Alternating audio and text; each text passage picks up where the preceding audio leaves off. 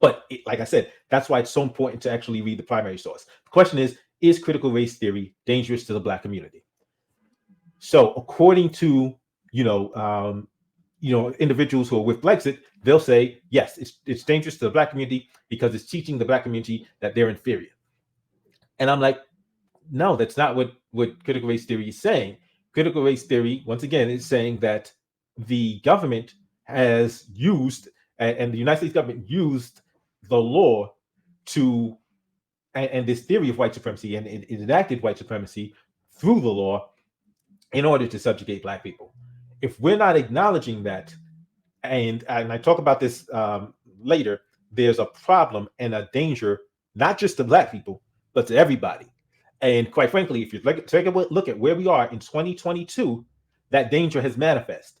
But there's a bunch of people, like these white conservatives, that are up in arms about government right now that still can't make the connection that this didn't come out of the blue. DUS Stanford. Most people who rail against CRT haven't even read secondary or tertiary sources, let alone primary. It's a dog whistle to sow fear in white America to galvanize the votes. And yes, it's true, because I looked at even what not Chris, no, where it was Chris Rufo. Chris Rufo actually said he's intentionally using CRT to that word to just label anything that he can now say, oh, this is a boogeyman. This makes white conservatives feel uncomfortable, and we'll go with it. It's he now uses it as basically a totem to attach anything that he doesn't like to it in order to just automatically get people on his side and opposed to whatever it is. So that's why there are people that are legitimately saying, oh, well, they're trying to erase Black history, because now, because of the way it's being used and the manner in which the term is being applied, it's being applied in many cases to actual Black history, actual American history. The CRT bans in school don't even ban it. It's pretty much bans racial talks that make white parents uncomfortable. DeSantis, for example. Yes, and this is what I'm talking about. But now, at the same point, I'm looking at it, and I'm looking at how CRT, say, if you just look at the introduction of this book. In fact, let me hold up the book for you. The introduction of this book. It talks about how, like I said, there's no canon. So there's these two basic principles to CRT, but there's no canon. That's the problem. So if you're going to create, so it's a discipline, but if you have no canon, then you leave it open so that people can say, oh, well, this is CRT, this is CRT. And so that function that allows the discipline to be looked at by so many different people also works against it, because now people and unscrupulous people like a Chris Rufo get to point to anything. But that's why I say, instead of me saying, oh, CRT is bad, I'm saying, okay, well, let's break it down to its two core functions. And even if, let's say, there's versions of it that are bad, with those core functions of identifying that white supremacy has existed in this country and the government used the law to basically implement that ideology, do we acknowledge that, and do we agree that stopping the government from doing that and these systems from doing that is a good thing? Because if we can agree on those two things, okay, cool. We don't even need to call it CRT. We can agree on those two factors and move forward with that. But now, when we're talking about it, there, in terms of Brexit, the fact that Brexit is bringing this to Black communities is something I find just ridiculous.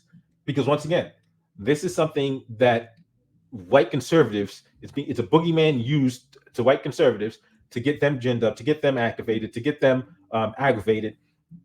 And so coming to Black Americans and saying, oh yeah, we need to stop CRT from our schools because it's going to teach Black kids that they're inferior, like that doesn't even make sense.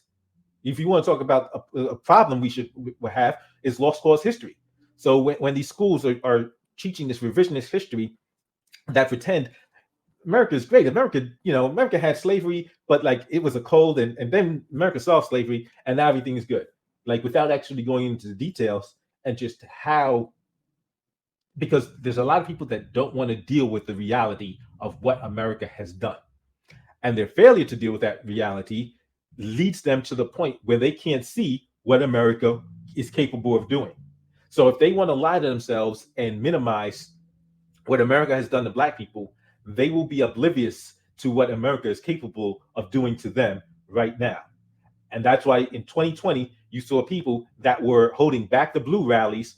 And I keep going to Staten Island. Well, on Staten Island, they were holding back the blue rallies, countering the George Floyd protest, right? So, you had protesters are protesting for George Floyd and in defense of George Floyd, against police brutality. And then you had people on Staten Island counter back the blue rallies at the same time. This is middle of 2020, summer of 2020.